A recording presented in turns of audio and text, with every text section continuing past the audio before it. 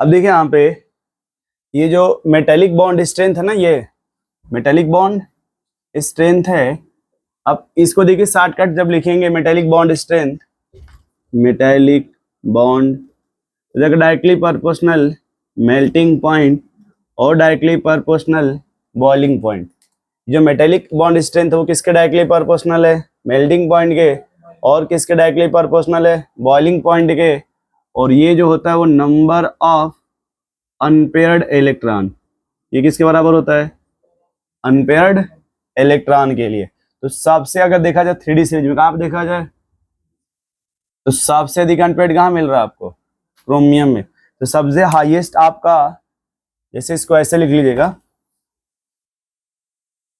और सबसे कम अनपेयर्ड कहाँ मिलेगा? लास्ट वाले में। तो देखिए ऐसे लिख लीजिएगा, देखिए ये इनको लिख लीजिएगा, ये हाईएस्ट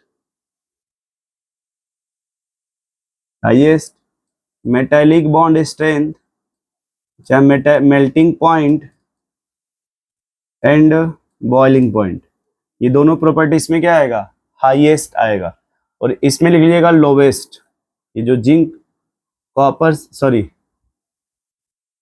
लास्ट में आता आपका जिंक कैडमियम मरकरी, तो इसमें लिख लीजिएगा लोवेस्ट मेल्टिंग पॉइंट और बॉइलिंग पॉइंट, है ना। ये वोलाटाइल नेचर के होते हैं। कैसे होते हैं? Volatile nature.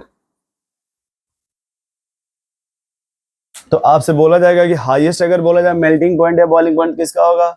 क्रोमियम का, दूसरे ग्रुप में मॉलिब्डेनम का, और तीसरे में टंगस्टन का। मेल्टिंग पॉइंट हाईएस्ट समझ पा रहे हैं? हाईएस्ट। जैसे बल्ब जो आते थे पहले, बल्ब उसमें एक फिलामेंट लगता था जो फ्यूज होने से बचाता था। तो उस फिलामेंट के मेल्टिंग पॉइंट और बॉइलिंग पॉइंट क्या होती थी? और वायर के कंपेरिजन में ज्यादा होती थी। वो इसी से बना होता। देखिए अब उस एक सवाल लिखिए, मिटा दें, ये लिख लिया हाईएस्ट और लोवेस्ट लिखिए। तो अब यहाँ पे जो मेल्टिंग पॉइंट और नंबर ऑफ अनपेयर्ड इलेक्ट्रॉन के लिए डायरेक्टली लिख लेंगे आप क्रोमियम। क्या लिख लेंगे? क्योंकि सबसे अधिक अनपेयर्ड गैस में मिलता है क्रोमियम में। सबसे क्या, जैसे जो मेल्टिंग पॉइंट है बॉइलिंग पॉइंट है ना, किसके डायरेक्टली प्रोपोर्शनल है। और सबसे अधिक अनपेयर्ड इलेक्ट्रॉन कहाँ मिलता है? क्रोमियम में। समझ पा रहे हैं आप? नेक्स्ट लिखिएगा, इसमें एक क्वेश्चन लिखिए, which of the following element, which of the following element can use as filament. Option लिखिएगा, पहले आयरन, दूसरा कैडमियम, तीसरा स्कैंडियम, और चौथा मॉलिब्डेनम। अब सोचिए उन्होंने क्या पूछा, किसकी तरह यूज करते हैं? तो फिलामेंट की तरह वो यूज करेंगे जिसका मेल्टिंग पॉइंट और बॉइलिंग पॉइंट क्या होना चाहिए? हाई होना चाहिए।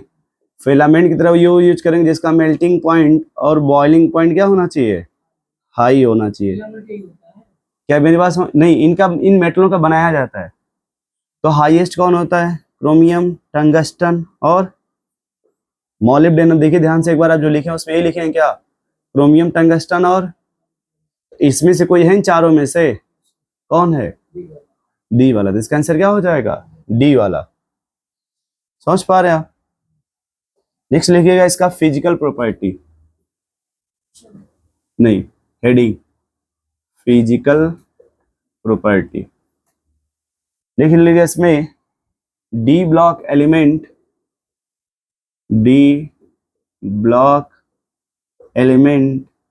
Are good conductor of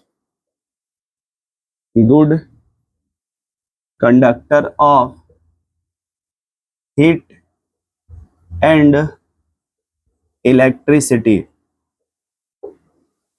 D block element are good conductor of heat and electricity.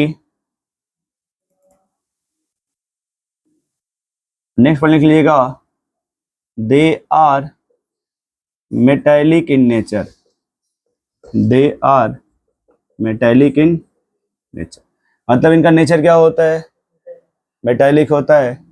एक पॉइंट और लिख लीजिएगा, ऑल मेटल आर सॉलिड, सभी मेटल क्या होते हैं एक्सेप्ट, मरकरी का नाम सुने,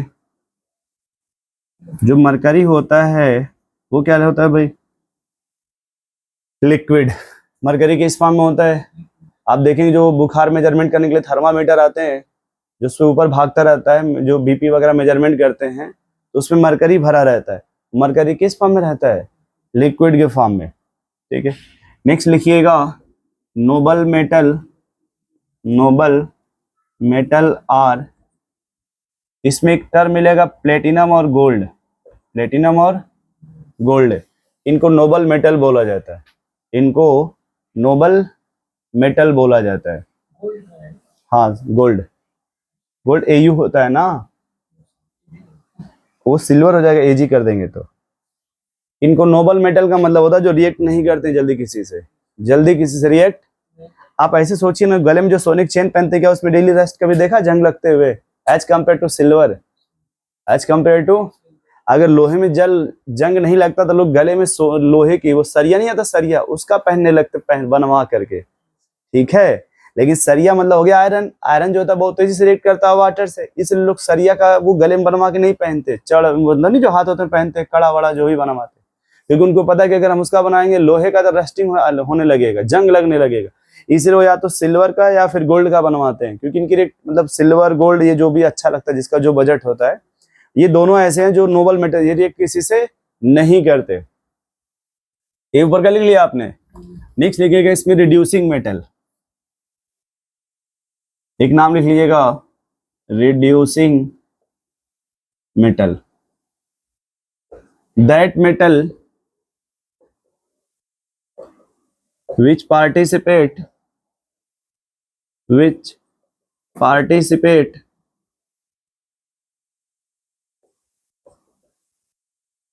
that metal which participate in reduction of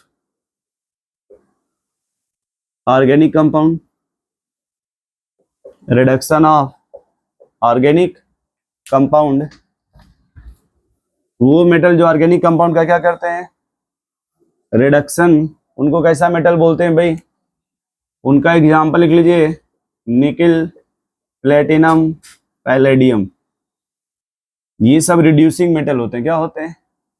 एक एग्जांपल मैं यहाँ पे लिख दे रहा हूँ, यदि अल्कीन का नाम सुने आप, ये अल्कीन है और आपने हाइड्रोजन पास करा इसमें से कोई भी मेटल, आप कोई भी, तो ये उसको अल्केन में कन्वर्ट कर दे, कहाँ कन्वर्ट कर देंगे, इसी को रिड्यूसिंग मेटल बोलते हैं, इसी को क्या बोला जाता है भाई, इनको रिड्यूसिंग, या फिर कहीं पे एल्डिहाइड है, क्या है, अगर आपने यूज हाइड्रोजन और साथ में ये यूज कर लिया, ठीक है, तो ये इसको अल्कोहल में कन्वर्ट कर देंगे, ये किस में कन्वर्ट कर देंगे, एल्को। ये सब अच्छे टॉपिक हैं जो मैं यहाँ बता रहा हूँ आपको, ये कोई बताएगा नहीं आपको।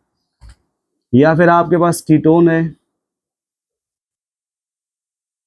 या फिर मान लीजिए कार्बोक्सिलिक एसिड है, या फिर आपके पास एसिटिल हैलाइड है, या फिर मान लीजिए आपके पास साइनाइड है।